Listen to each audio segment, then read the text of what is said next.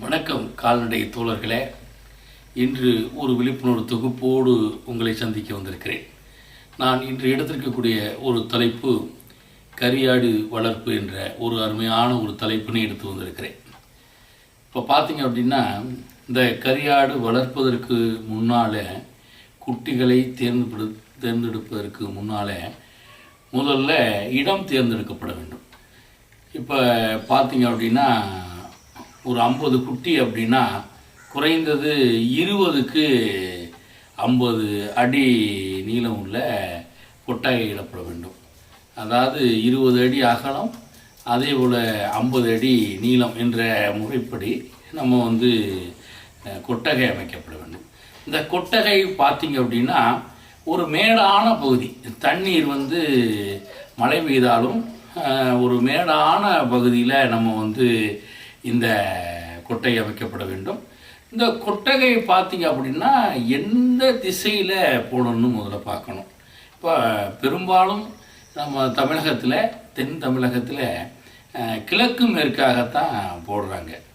ஏன் அப்படின்னா, நம்ம காற்றானது ஒரே சீராகவும், அதை சூரிய ஒளி பார்த்திங்க அப்படின்னா காலையில் உதிக்கும் பொழுதும் மறையும் பொழுதும் கொட்டகையை அதிகமாக வெப்பம் தாக்குவது கிடையாது. அதனால் பெரும்பாலும் கிழக்கு மேற்காக கொட்டையை அமைக்கணும். அடுத்தது பார்த்திங்க அப்படின்னா, முதல்ல தீவனம் கண்டிப்பாக உற்பத்தி பண்ண பிறகு தான் நம்ம ஆடுகளை வாங்க போகணும். அப்போது அதன் அடிப்படையில் இன்னைக்கு கால்நடையை பொறுத்தவரையும் தரையில் இருக்கக்கூடிய புல்லை நம்பி மேய்க்கக்கூடிய முறைகளும் இருக்குது. மரங்கள் மூலமாக கால்நடைகளை வளர்க்கக்கூடிய, ஆடுகளை வளர்க்கக்கூடிய முறைகள் இருக்குங்க. அடுத்து பார்த்தீங்க அப்படின்னா, ஊறுகாய் புல் இதை நம்பி வளர்க்கக்கூடிய ஆடு வளர்ப்பு முறை இருக்குது. சரி, இப்போ இந்த முறைகளின் அடிப்படையில் முதல்ல நம்ம தீவனத்தை நம்ம ஏற்படுத்திக்கணும். அதில் தீவன அடிப்படையில் பார்த்தீங்க அப்படின்னா,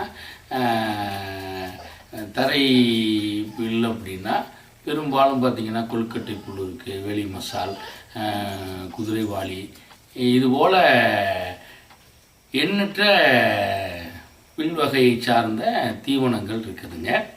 அதே போல் கோ4, கோ3 இதெல்லாம் கூட ஆடுகள் விரும்பி திங்கக்கூடிய தீவனங்களாகும். அடுத்து மர வகைன்னு சொன்னோம்னா வேப்ப இலையிலேருந்து, அதே போல் மா இலை, அதே போல் மர வகைகள் பார்த்திங்க அப்படின்னா பெரும்பாலும் விரும்பி, அதாவது சிலோன் முருங்கை என்றெல்லாம் சொல்வார்கள், இதெல்லாம் விரும்பி திங்கக்கூடியது. அதே போல் அகத்தி திங்கி, இந்த இந்த மரம் வகையெல்லாம் நம்ம முடிந்த வரையும் வளர்த்தெடுக்கப்பட வேண்டும். அடுத்து பார்த்திங்கன்னா ஊரியா புல் பார்த்திங்க அப்படின்னா இன்றைக்கி பல தனியார் நிறுவனங்கள் தயார் பண்ணி நம்ம ஆன்லைனில் நம்ம வீடு தேடியே கொண்டாந்தெல்லாம் கொடுக்குறாங்க. சரி, இப்போ இதான் தீவனம் நம்ம முன்னாடி ஏற்பாடு பண்ணி வச்சுருக்கணும். அடுத்து பார்த்திங்க அப்படின்னா குட்டிகள் தேர்ந்தெடுக்கிறது, அது வெள்ளாடாக இருக்கட்டும், செம்மொழி ஆடாக இருக்கட்டும், அது உங்களுடைய தொகைக்கு தகுந்தார் போல் வாங்கிக்கணும். வாங்கினோம்னா 1 2 வாங்கக்கூடாதுங்க. குறைஞ்சது வெள்ளாடு அப்படின்னா 15 ஆடுகளை நம்ம வாங்கணும். 15 ஆடுக்கு ஒரு கிடா என்ற முறையில் வாங்கணுங்க. அதே மாதிரி பார்த்திங்க அப்படின்னா நம்ம பயன்படுத்தக்கூடிய செம்மொழி ஆடு, அது கூட்டமாக வாழக்கூடிய ஒரு இனம். அது 20லேருந்து குறைந்தது 25 ஆடுகள் வாங்கி செம்மொழி ஆடு வளர்க்கணும். அதுலேயும் பார்த்திங்க அப்படின்னா ஒரு 20 ஆட்டுக்கு ஒரு கிடா இருந்தால் போதுமானது. சரிங்க, இப்போ ஆடு எத்தனை கிலோவில் நம்ம குட்டி வாங்கணும் முதல்ல தெரிஞ்சுக்கணும். 1.5 கிலோவிலிருந்து 2.5 கிலோ வரையும் உள்ள குட்டிகள் குறைஞ்சது பார்த்திங்க அப்படின்னா சொல்லுவாங்க. 3 வருட குட்டி, அதே போல் 2 வருட குட்டி அப்படிலாம் சொல்லுவாங்க. இதை நம்ம தேர்ந்தெடுக்கணும். இது எங்கே போய் எப்படி நம்ம 3 மாத குட்டி, 2.5 மாத குட்டிகள் எப்படி தேர்ந்தெடுக்கிறது அப்படின்னா 3 முறையில் தேர்ந்தெடுக்கலாம். ஒன்று சந்தை மூலமாக தேர்ந்தெடுத்தல். ஒரு சந்தைக்கு போய் நேரடியாக பார்த்து நம்ம பகுதிக்கு தேவையான, நம்ம மக்கள் அதிகமாக விரும்பி உண்ணக்கூடிய கறி ஆடு எது அப்படின்னு முதல்ல தெரிஞ்சு வாங்கணும். அதன் அடிப்படையில் நம்ம தென்னகத்தில் பார்த்திங்க அப்படின்னா சேலம் கருப்பு, திருச்சி கருப்பு, அதே மாதிரி கொடியாடு, கன்னி ஆடு, அதே மாதிரி வகைப்படுத்தாத ஆடுகள், பெருஞ்சாதி ஆடுகள்லாம், குறுவை ஆடுகள், இது மாதிரி ஆடுகள்லாம் வந்து சந்தைகளுக்கு வரும். அப்போ மக்கள் பெரும்பாலும் எந்த கறியை சாப்பிடுகிறார்கள் என்பதை முதலிலே நம்ம தெரிந்திருக்கப்பட வேண்டும். அதன் அடிப்படையில் ஒரு 3 வயதில் இருந்து 3 வயது உடைய ஆடுகளை நம்ம வந்து கிடாய்களை, குட்டிகளை தேர்ந்தெடுக்கப்பட வேண்டும். இந்த குட்டிகளை வந்து நம்ம பெரும்பாலும் பார்த்திங்க அப்படின்னா செம்மறி ஆடாக இருந்தாலும் சரி, வெள்ளாடாக இருந்தாலும் சரி, இந்த முறையிலே தேர்ந்தெடுக்கணுங்க. தேர்ந்தெடுத்ததுக்கு பிறகு நம்ம வந்து பண்ணையில் பார்த்திங்க அப்படின்னா ஒரு நாளைக்கு அதுக்கு பசுந்தீவனம், உலர் தீவனம், அதே போல் கலப்பு தீவனம், மினரல் மிக்சர், இதெல்லாம் நம்ம வந்து அதுக்கு தீவனமாக வைக்கணும். குறைஞ்சது பார்த்திங்க அப்படின்னா பசுந்தீவனம் ஒரு நாளைக்கு 2 கிலோவிலேருந்து 3 கிலோ வைக்கணுங்க. அது 2 பகுதிகளாக பிரித்து வைக்கணும்.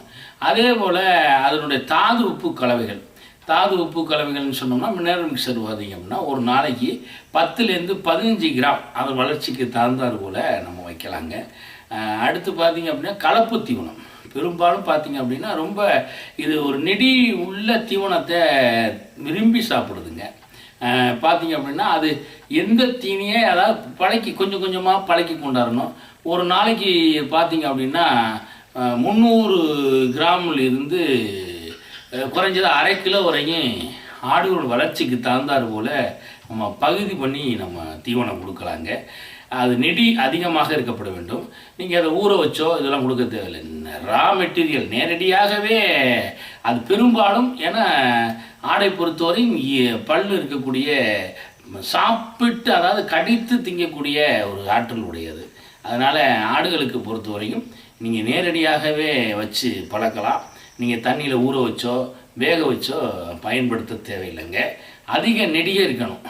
நிறையா தனியார் நிறுவனங்கள் வந்திருக்கு.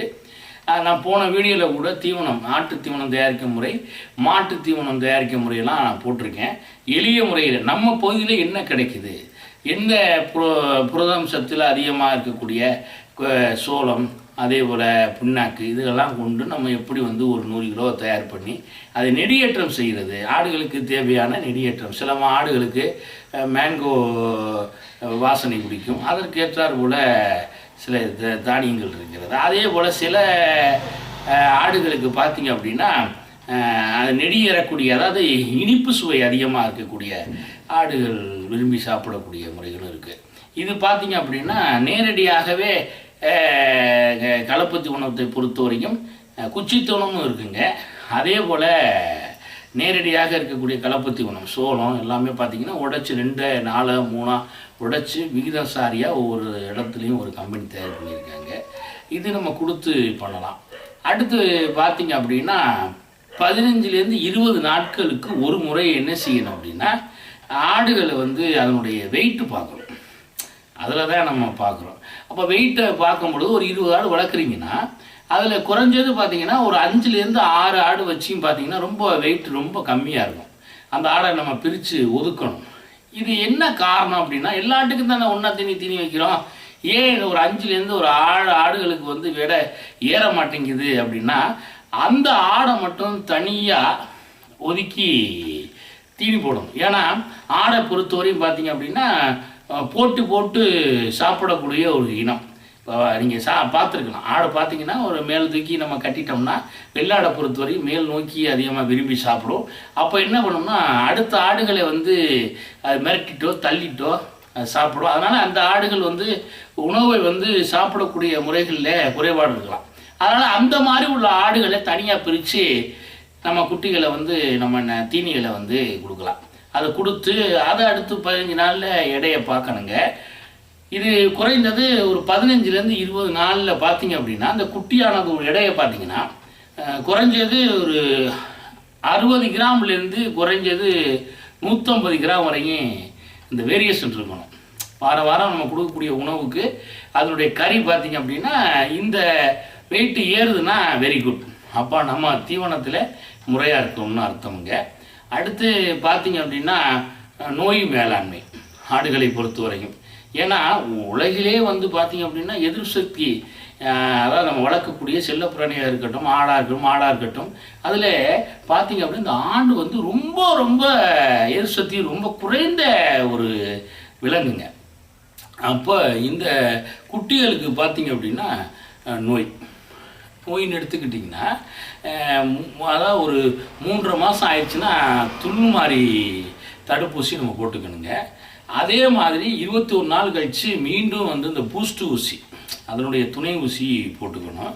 அதே மாதிரி பார்த்தீங்க அப்படின்னா 4.5 மாதத்தில் நீலநாக்கு நோய் வருங்க, அதுக்கு பூஸ்டர் ஊசி 21 நாள் கழித்து போட்டுக்கணும்.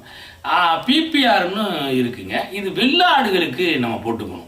வெள்ளாடுகளுக்கு கண்டிப்பாக வந்து பார்த்திங்க அப்படின்னா 5.5 மாதத்துலேருந்து 5.5 மாதம் உள்ள குட்டிகளுக்கு நம்ம போட்டுக்கணும். அதே மாதிரி 21 நாள் கழிச்சு மீண்டும் ஒரு பூஸ்ட் ஊசி நம்ம போட்டுக்கணுங்க.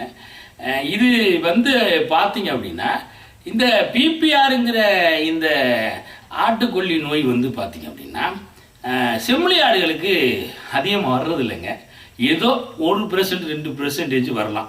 அதனால் வந்து சார் சொல்லிட்டாரேன்னு சொல்லிட்டு நீங்கள் அதுக்கு பிபிஆர் தேவையில்லைங்க. ஆமாம், ஒரு 1% 2% வந்துச்சுன்னா நீங்கள் அதை பயன்படுத்திக்கலாங்க.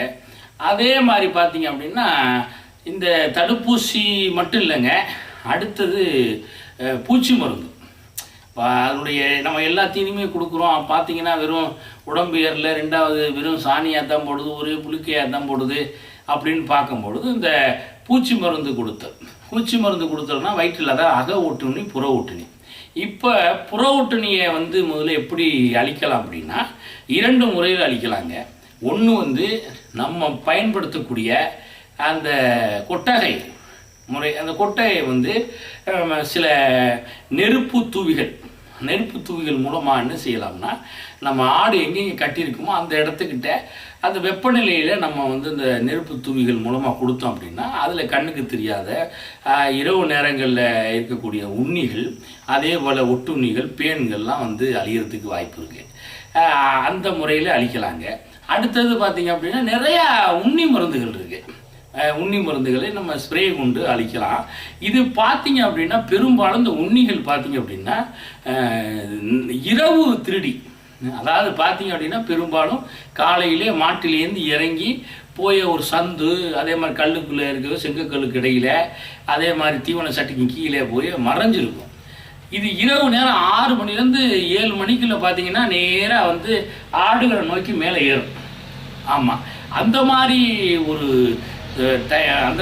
நேரத்தை தேர்ந்தெடுத்து நீங்கள் மருத்துவ ஸ்ப்ரே மருந்தை வந்து நம்ம பூச்சி மருந்து பார்த்திங்க அப்படின்னா நிறைய தனியார் நிறுவனங்களில் உண்ணி மருந்துன்னு இருக்குது. அந்த உண்ணி மருந்தை வந்து ஒரு குறைந்தது 1 லிட்டருக்கு 2 ml என்ற முறையில் நம்ம கலந்து நம்ம எந்த இடத்துக்கிட்ட ஆடு அதிகமாக கட்டுறோமோ அந்த இடத்துக்கிட்ட பண்ணலாங்க.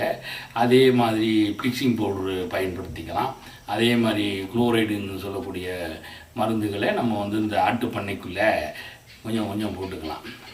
இது எவ்வளோ நாளைக்கு ஒரு வாட்டின்னா மாதம் ஒரு முறை கண்டிப்பாக செய்யணுங்க. இது வந்து புற ஒட்டுண்ணிகளை அழிக்கக்கூடியது. இப்போ அதே மாதிரி அக ஒட்டுண்ணிங்கிறது வயிற்றுக்குள்ளே இருக்கக்கூடியது. ஆடுகளுக்கு பார்த்திங்க அப்படின்னா ஒரு 4 வகையான புழுக்கள் வயிற்றுக்குள்ளே இருக்குங்க. இந்த புழுக்களை வந்து இப்போ நாடா புழு, கொக்கி புழு, உருளைப்புழு, தட்டை புழு எல்லாம் வயிற்றில் இருக்குது. அதே மாதிரி லிவர்லேயும் புழுக்கள் இருக்குது. சரி, இப்போ இந்த புழுக்களை வந்து அழிக்கணும்னா நம்ம பக்கத்தில் இருக்கக்கூடிய கால்நடை மருத்துவமனைக்கு இங்கே போனீங்கன்னா அவங்க பார்த்திங்க அப்படின்னா சுழற்சி முறையில் நமக்கு வந்து ஆடு வளர்ச்சி, அதே மாதிரி சுழற்சி முறைக்கு தகுந்தார் போல் நமக்கு வந்து மருந்து கொடுக்குறாங்க. பார்த்திங்க அப்படின்னா அதனுடைய சாணத்தை எடுத்துகிட்டு போனீங்கன்னா அவங்க வந்து ஆய்வகத்தில் மைக்ரோஸ்கோப்பில் வந்து வச்சு இது என்ன முட்டை அதிகமாக இருக்குது, எந்த புழுவினுடைய தாக்கம் அதிகமாக இருக்குது அப்படின்னு சொல்லிட்டு அதற்கு ஏற்றாறு போல் எத்தனை ஆடுகளோ அத்தனை ஆடுகளுக்கு அவங்க சிபாரிசு செய்கிறாங்க. அதே மாதிரி மருந்தை வர வச்சு நமக்கு கொடுக்குறாங்க. அப்படி நம்ம வளர்த்தோம்னா கால்நடையை நம்ம அதை சொல்லக்கூடிய குட்டிகளே குறிப்பிட்ட நாளில் நம்ம வளர்த்தெடுத்து கொண்டாடலாம். சரி சார், இந்த குட்டிகள் வந்து எவ்வளோ நாளுக்குள்ளே விற்கணும் அப்படின்னா, எவ்வளோ நாள்னா 6 மாதத்துலேருந்து நம்ம 8 மாதத்துக்குள்ளே விற்றா தாங்க லாபம். பார்த்தீங்க அப்படின்னா குறைஞ்சது செம்மறியாடெல்லாம் பார்த்தீங்கன்னா 20 கிலோவுக்கு மேலே இருந்தால் அதனுடைய மதிப்பே வேறு. வெள்ளாடுனா ஒரு 15 கிலோவுக்கு மேலே இருந்துச்சுன்னா அது ஒரு மதிப்பு. இப்போ இதை இன்னைக்கு பார்த்தீங்க அப்படின்னா உயிராடாவே வாங்கிட்டு போயிடுறாங்க. இப்போ பார்த்தீங்கன்னா இன்னைக்கு உயிராடாக பார்த்தீங்கன்னா 450லேருந்து 550 வரைக்கும் இன்னைக்கு உயிராடுகளை கறியாடுகளை எடை போட்டு வாங்கிட்டு போகிறாங்க. இப்போ அந்த அளவிற்கு இது விற்பனை வாய்ப்பு இருக்குதுங்க. சரி, இந்த விற்பனை காலங்கள் அப்படின்னா இது வந்து விற்பனை வாய்ப்பு பார்த்திங்க அப்படின்னா நிறையா முறைகள் இருக்குது. ஆனால் எனக்கு தெரிஞ்ச வரையும் தீபாவளி, பொங்கல், அதே மாதிரி ரம்ஜான், கிறிஸ்மஸ், வருடப்பிறப்பு இது மாதிரி நாட்களில் அதிகமாக அந்த கறி சேல்ஸ் ஆகுதுங்க. அப்போ அந்த மாதிரி ஒரு திட்டத்தை நம்ம வந்து முதல்ல தேர்ந்தெடுத்து அதற்கு முன்னாடி குறைந்தது ஒரு 4 மாதத்தை நம்ம முன்னாடியே தேர்ந்தெடுத்து நம்ம அந்த குட்டியாடு கறியாடுகளை வளர்த்தோம் அப்படின்னா விற்பதும் எளிது, நமக்கு பணம் உடனே கிடைப்பதும் அரிது. இதுதாங்க, இது வெள்ளாடாக இருக்கட்டும் செம்மறியாடாக இருக்கட்டும், இதுதான் விற்பனையினுடைய விவரம். இது மாதிரி நீங்கள் இன்றைக்கி வேலைவாய்ப்பற்ற இளைஞர்கள், அதே போல் விவசாயத்தை துணை தொழிலாக கொண்டு இருக்கக்கூடிய நண்பர்கள், பெரிய இயற்கை விவசாயிகள் பெரும்பாலும் பார்த்திங்கன்னா இந்த வெள்ளாடோ செம்மறியாடோ வளர்க்கலாங்க. இது வளர்க்குறோம்னா அதனுடைய எச்சம், அதனுடைய சாணம் பார்த்திங்க அப்படின்னா ஆடுகளை பொறுத்தவரைக்கும் அந்த ஆண்டே நம்ம வந்து பயன்படுத்திக்கலாம், குப்பைகளாக பயன்படுத்திக்கலாம். அதனால் இந்த ஆடுகளை பொறுத்தவரைக்கும் எந்த ஒரு நஷ்டங்கிறத சொல்ல முடியாது. நம்ம பயன்படுத்தக்கூடிய அந்த செயல்பாடை வந்து தெளிவாக தெரிஞ்சுக்கிட்டு அது வெள்ளாடா அல்லது செம்மறியாடா என்பதை முதல்ல முடிவு செய்து அதை வளர்ப்பது இந்த முறை தான். இந்த முறையில் வளர்த்தெடுத்தோம்னா அதிக லாபத்தை நம்ம எளிமையாக பெறலாங்க. மீண்டும் ஒரு தொகுப்போடு உங்களை